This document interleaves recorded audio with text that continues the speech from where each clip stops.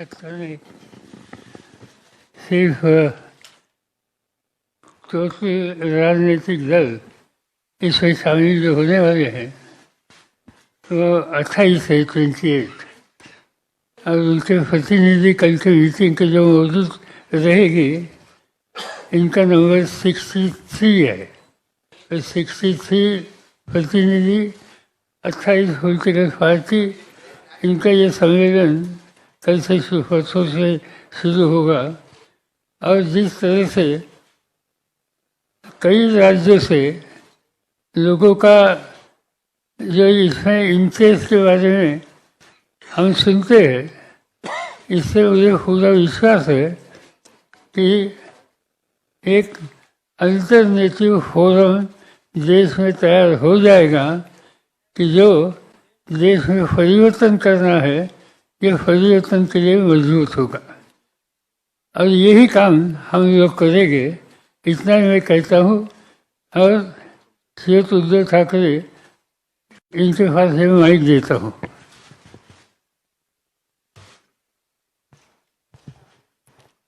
आदरणीय पवार साहेब, व्यासपीठावर माझ्यासोबत बसलेले सर्वच माझे मान्यवर सहकारी आणि पत्रकार आणि तिन्ही पक्षाच्या पदाधिकारी बांधवांनो आणि भगिनींनो, मराठी आणि हिंदी दोन्ही भाषांमध्ये बोलणार आहे।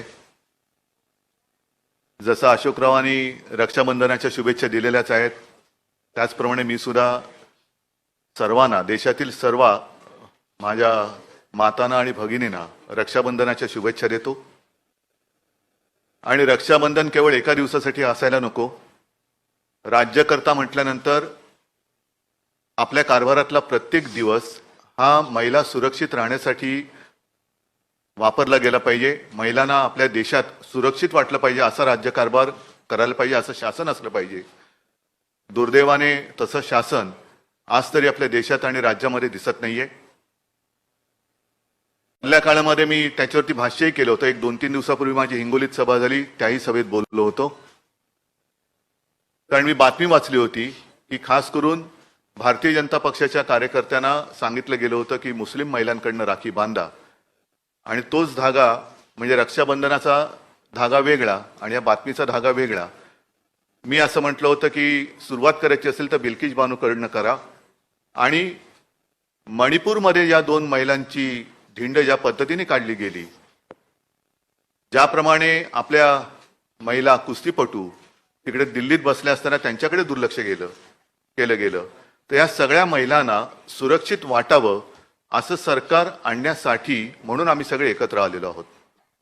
और आप सभी तो जानते हैं कि पूरे देश को अपना परिवार मानने वाले सारे लोग जो देशप्रेमी हैं, मैंने पहली मीटिंग में कहा था कि मैं विपक्ष ये शब्द मानता नहीं हूं। हम इकट्ठा आए हैं अपने देश की रक्षा करने के लिए। रक्षाबंधन देश की रक्षा, भारत माता की रक्षा करने के लिए हम इकट्ठा आए हैं। और साथ ही साथ तानाशाही के खिलाफ तो हम हैं, जुमलेबाजी के खिलाफ हम हैं। संजय राउत जी ने जैसे कहा कि हमारी तीसरी मीटिंग होने जा रही है और आज ही गैस सिलेंडर के दाम 200 रुपए से कम हो गए। शायद मुझे ऐसे लगता है कि जैसे जैसे इंडिया आगे बढ़ेगा, एक दिन ऐसे आएगा कि आज की सरकार गैस सिलेंडर फ्री में दे देगी, सबको फ्री, क्योंकि वो सरकार अभी गॅस पर है, सरकारच गॅसवरती आहे। आणि त्याच्यामुळे सिलेंडरचे भाव जर का कमी केले असतील तर मला काय त्याच्यात आश्चर्य वाटत नाही। 9 साल हो गए, आज तक कभी बहनों की याद आई नहीं थी। आज अचानक बहनों की याद आ गई और रक्षाबंधन की गिफ्ट दी गई। क्यों 9 साल रक्षाबंधन हुआ नहीं था क्या? भाऊबीज काय 9 वर्षात झाली नव्हती? पण ह्या सगळ्या गोष्टी अब ये पब्लिक है, सब जानती है, ये पब्लिक है, सब जानती है। और कुछ भी करे तो अभी उनको बचाने वाला कोई नहीं है। आज जैसे हम आपके सामने इंडिया की मीटिंग करने जा रहे, कल और परसों मुझे अभी नाना जी ने बताया कि वो भी लोग कुछ करने जा रहे, महायुति की बैठक करो। लेकिन उस बैठक में सिर्फ हमारा विरोध नहीं करना। जो काश्तकार आज संकट में है, मैं खुद गया था और अब पूरे आप ही के माध्यम से मैं न्यूज पढ़ता हूं, देखता हूं, पूरे महाराष्ट्र में सूखे जैसी स्थिति है। क्या कर रही है अपनी राज्य की सरकार, क्या कर रहे हैं अपने प्रधानमंत्री जी। आएंगे कुछ ना कुछ एक भूल भुलैया दिखाकर चले जाएंगे, इससे कुछ होने वाला नहीं।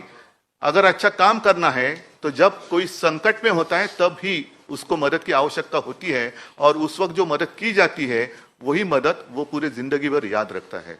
और इसलिए ज्यादा लंबी बात मैं भी नहीं करना चाहता हूं, बाकी सारी बातें तो हम पूरे विस्तार से परसों करने ही वाले हैं, परसों वापस हम मिलने वाले हैं।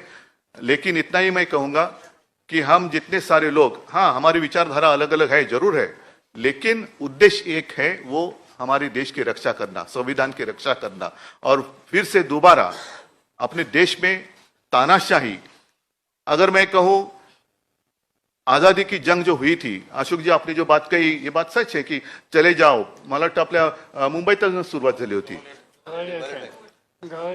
गवालिया टैंक, तो चले जाओ, चले जाओ क्यों, किसको, ब्रिटिश भी तो विकास कर ही रहे थे ना। अगर उनको भगाते नहीं हम लोग, पूरी ताकत रास्ते पे नहीं उतरती, तो ब्रिटिश भी तो विकास कर ही रहे थे। हमें विकास भी चाहिए, लेकिन विकास के साथ साथ हमें आजादी भी चाहिए, और विकास से भी ज्यादा ऊंची हमारी आजादी है, उसकी रक्षा करने के लिए हम सारे इकट्ठा आए हैं। और विचारधारा अलग अलग होगी, लेकिन उद्देश्य एक है, और इसी को तो हम लोकतंत्र मानते हैं, प्रजातंत्र मानते हैं, लोकशाही मानते हैं। आणि ती लोकशाही वाचवण्यासाठी आम्ही एकत्र आलेलो आहोत, एकत्र राहू, आणि आमच्या भारत मातेच्या हातापायात पुन्हा कोणत्याही हुकुमशहाला बेड्या घालायला देणार नाही, ही शपथ घेऊन आम्ही पुढे जाणार आहोत। धन्यवाद।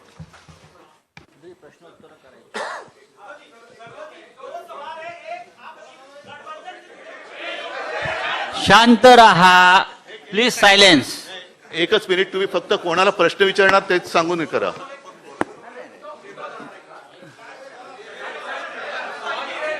हेलो सर, उद्धव जी दो सवाल है मेरे। एक, गठबंधन से जुड़े किन मुद्दों पर आपकी चर्चा होगी, गठबंधन से जुड़े। दूसरा, सारी बातें अभी कहूं तो फिर कल की मीटिंग की आवश्यकता क्या है? संयोजक कौन होंगे उसको लेकर क्लैरिटी, क्या उस पर फैसला हो जाएगा इस बैठक में? संयोजक कौन होंगे इंडिया सारी गठबंधन? बातें आपको, जैसे मैंने कहा कि विस्तार से परसों आपके सामने की जाएगी, क्योंकि ये सारे जो मामले हैं वो देश के लिए है।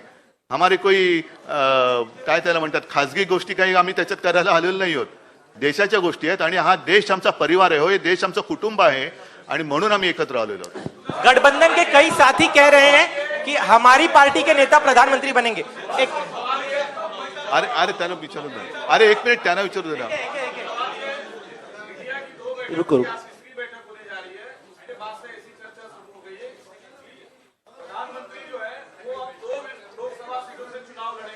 क्या आप दोनों बनारस में या जहां से वो दूसरी सीट से चुनाव लड़ेंगे, संयुक्त सभा करेंगे? अरे चुनाव तो अभी दूर है ना, जब की बात तब देखी जाएगी। उद्धव जी, एक सवाल ये है कि जिस तरीके से हम अलग अलग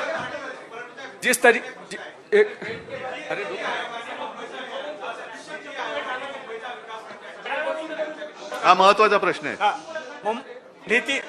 नीती आयोगाने मुंबईमध्ये विकास करण्यासाठी त्यांनी एक आराखडा तयार केला आहे। महाराष्ट्रामध्ये खास करून आता केंद्राचा इकडे या ठिकाणी दखल आहे, म्हणजे मुंबईला वेगळं करण्याचा हा एक मोठा प्रयत्न आहे, डाव आहे, असं वाटतं का तुम्हाला?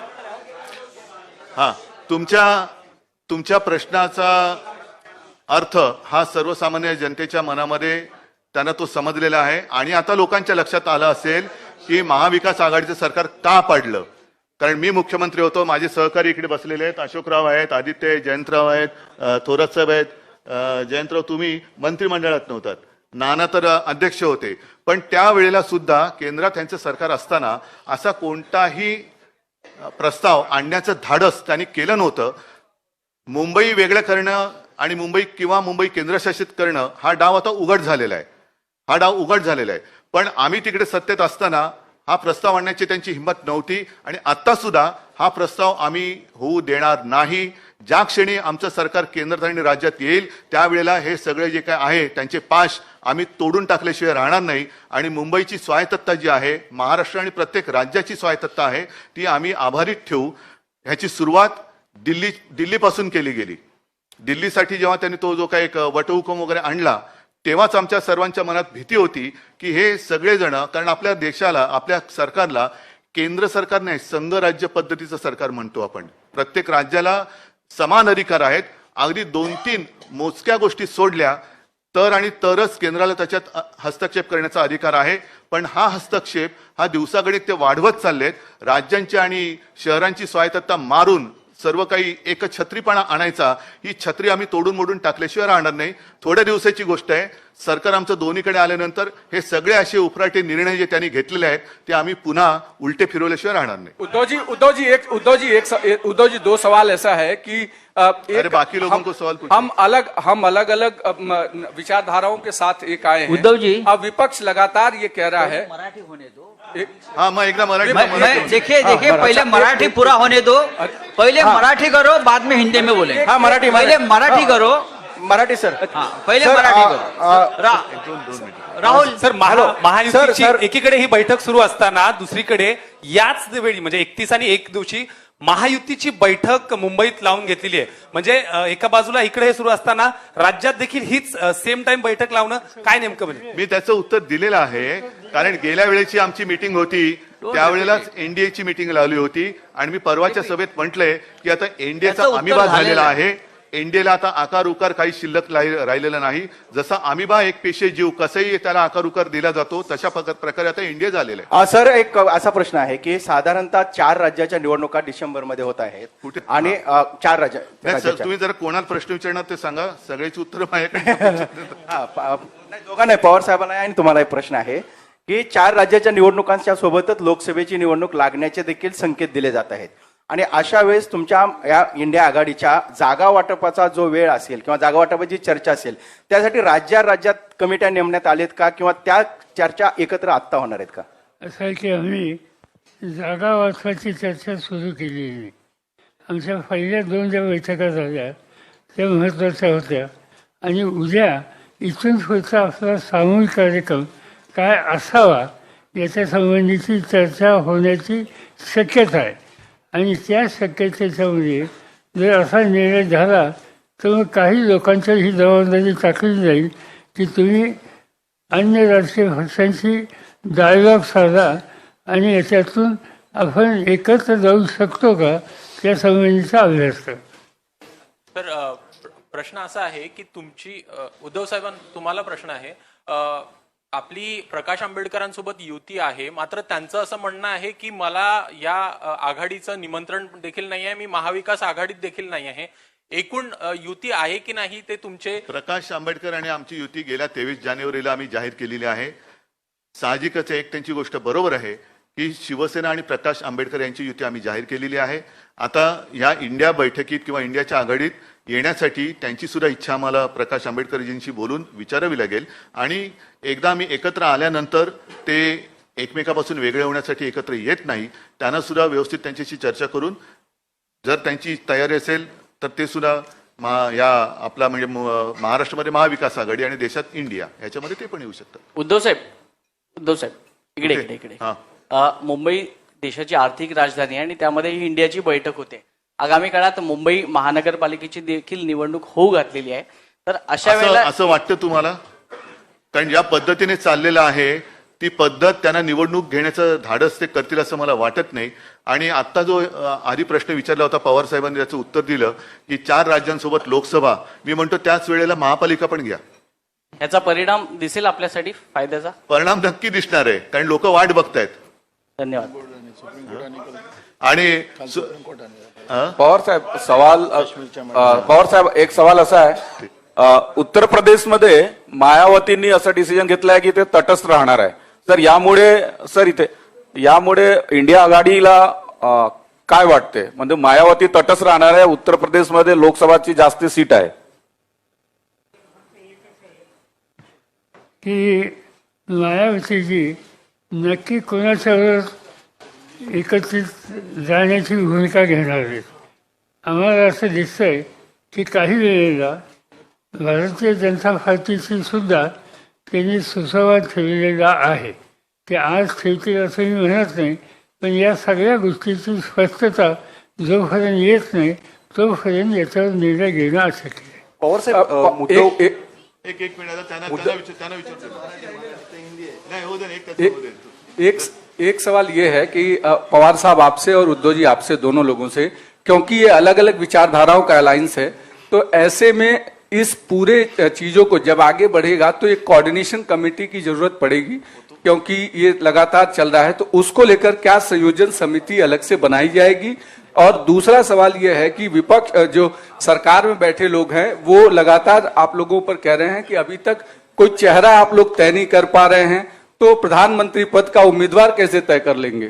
बात ऐसी है कि अलग अलग पार्टी है, ये बात सच है, मगर बैठ कर डिस्कस करके मिनिमम कॉमन प्रोग्राम हम तैयार कर सकते हैं और मिनिमम एग्रीड प्रोग्राम इसके आधारित हम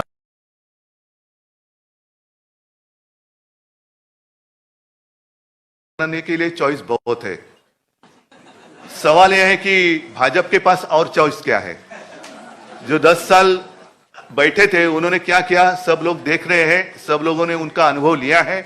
अब बीजेपी के सामने सवाल है कि अरे अभी चुनाव जीतना है, क्योंकि कर्नाटक में तो देखा आपने कोई कामयाबी हासिल नहीं हुई, बजरंग बली भी लाना पड़ा उनको, लेकिन तो भी बजरंग बली ने उनको आशीर्वाद नहीं दिए। तो अब उनके सामने सवाल है कि चॉइस क्या है, क्या कौन बनेगा जो करोड़पति ने साहेब एक दोन प्रश्न क्या इसी डर से लगातार वो लोग ये कह रहे हैं कि कोई दूसरा चुनाव हम एक साथ नहीं कराएंगे, क्योंकि उनका एंटी इनकम्बेंसी जो है वो नेशनल वाइड पर ना पड़े, ऐसी उनको डर है क्या? उनको अभी उनके मन की बात मैं कैसे समझू? वो तो टीव्ही पे होती रहती है। पवार साहेब, मला प्रश्न विचारायचा आहे की इंडिया अलायन्सच्या बाबत थेट पंतप्रधानांपासून ते अमित शहा हे थेट आरोप करतात की एकतर भ्रष्टाचारी आणि घराणेशाही अशा स्वरूपाची ही अलायन्स आहे। याला उत्तर काय तुमचं? आणि पहिल्यांदा प्रधानमंत्र्यांचं भाषण भोपाळचं ऐकलं आणि भोपाळच्या भाषणामध्ये त्यांनी काँग्रेसवर टीका केली, भ्रष्टाचाराची, राष्ट्रवादी काँग्रेस पक्षावर टीका केली। राष्ट्रवादी काँग्रेस पक्षावर टीका करत असताना त्यांनी राज्य सहकारी बँक आणि इरिगेशन घोटाळा या दोन गोष्टी कटाक्षाने त्यांनी सांगितल्या। माझा आग्रह एकच आहे प्रधानमंत्र्यांचा, ते प्रधानमंत्री आहेत देशाचे, जिथे सत्तेचा गैरवापर झाला अशी माहिती त्यांच्याकडे असेल तर त्यांनी सखोल चौकशी करावी आणि वस्तुस्थिती समाजाच्या समोर ठेवावी। नुसता आरोप करण्याचा अर्थ नाही, तुमच्या हातात सत्ता आहे, त्याची चौकशी करा आणि सवन देशाला सांगा वस्तुस्थिती काय। पवार साहेब, एक प्रश्न असा आहे पवार साहेब, आपल्यासोबत आपले काही सहकारी बाजूला गेले, त्यामुळे अनेक लोक आपल्या संभ्रमणात आहे। जे काही पार्ट्याज आहेत देशभरामधले त्यांचाही संशय आहेत की पवार साहेब आमच्यासोबत आहेत आणि त्यांचे काही सहकारी भाजप सोबत आहे। हा संभ्रम मोठा आहे, लोकांमध्ये आहे, कार्यकर्त्यांमध्ये आहे। काही संभ्रम नाही, या लोकांना त्यांची जागा उद्याच्याला या राज्याचे मतदार दाखवतील। अजिबात स्पष्टता आमच्या सगळ्या हितचिंतकांच्या मध्ये आहे। पवार साहब, दिनेश पवार साहब, दो सवाल है। क्या असदुद्दीन ओवैसी, सवाल ये है कि आपने तो कह दिया कि संभ्रम नहीं है, भ्रम नहीं है, लेकिन कांग्रेस और शिवसेना के नेता कहते आए हैं कि लगातार भ्रम बना हुआ है। आज की जो पत्रकार परिषद है ना वो इंडिया के बारे में है, अपने देश के बारे में है। कोऑर्डिनेशन हम लोग तो मिलते रहते, उस वक्त ये सारे सवाल जवाब हो सकते हैं। पवार साहेब प्रश्न असा आहे, पवार साहेब आपण सगळ्या विरोधी पक्ष, सगळ्या पक्षांना आपण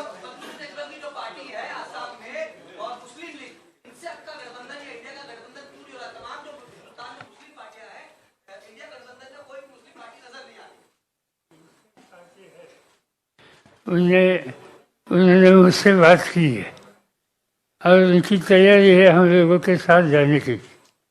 मगर ये कोई अकेला इस पर डिसीजन ले नहीं सकता, इसमें कांग्रेस के साथ बात करनी होगी, उद्धव जी के नेतृत्व वाले शिवसेना के साथ बातचीत करनी होगी और इसमें कलेक्टिव डिसीजन होगा।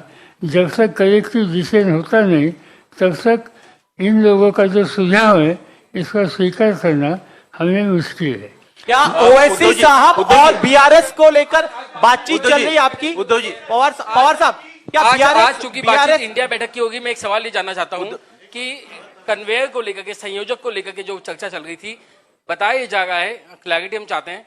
कांग्रेस से कहती कि हम टीएमसी और दूसरे नेताओं के अंडर में काम नहीं कर सकते, दूसरी पार्टी कहती हम कांग्रेस का कन्वेयर एक्सेप्ट नहीं कर सकते। सुनो एक मिनट, इस सारे बातों का जवाब आपको मिल जाएगा, लेकिन एक बात आपको ध्यान में रखना चाहिए, शायद मैंने आज एनडीए का संयोजक कौन है मुझे तो पता नहीं, आपके पास अगर जानकारी होगी तो आप दे दीजिए। तो क्या कोई संयोजक कोई डिसाइड किया जाएगा या 11 लोगों की कमेटी बनेगी? उद्धव पवार साहेब, दोन प्रश्न आहेत पवार साहेब. क्या इस BRS, बैठक में अकाली दल आणि ओवैसी यांना पिछले बैठक में ये कहा गया था कि एक कमेटी बनाई जाएगी, कोऑर्डिनेशन कमेटी बनाई जाएगी। उद्धव साहब, संयोजक पिछले बैठक में तय हुआ था कि मुंबई के बैठक में एक कोऑर्डिनेशन कमेटी बनाई जाएगी सभी लोगों की, या फिर संयोजक जो है उस पर चर्चा होगी। क्या ये दोनों मुद्दे होंगे जो अलग अलग नाम आ रहे, कोई संयोजक चुना जाएगा? एक पहला सवाल है। नहीं, इसलिए तो मैंने पहले शुरुआत में कहा ना कि परसों हम दोबारा मिल रहे हैं और उस वक्त कल और परसों जितनी सारी बातें होगी आपके माध्यम से पूरी जनता, देश की जनता के लिए हम सबके सामने रखेंगे। उद्धव साहेब, दोन विषय लगता है. पहिला प्रश्न तुमच्यासाठी आहे. उद्धव साहेब, पहिला प्रश्न तुमच्यासाठी आहे. तुम्ही मगाशी म्हणालात की इंडियाची बैठक आहे, इंडियाच्या विषयावरती बोललं पाहिजे. आज सगळे एकत्र आहेत, पण सातत्यानं सामनामधून शरद पवार आणि अजित पवार यांच्यावरती सातत्याने टीका केली जाते. हा विसंवाद का आहे की कुठेतरी सतत टीका होते आणि तुम्ही जेव्हा आम्ही आमचं वैशिष्ट्य आहे ज्यांच्या सोबत असतो त्यांच्यावर टीका करतो. आणि दुसरा पवार साहेब, दुसरा प्रश्न असा आहे की साधी गोष्ट आहे,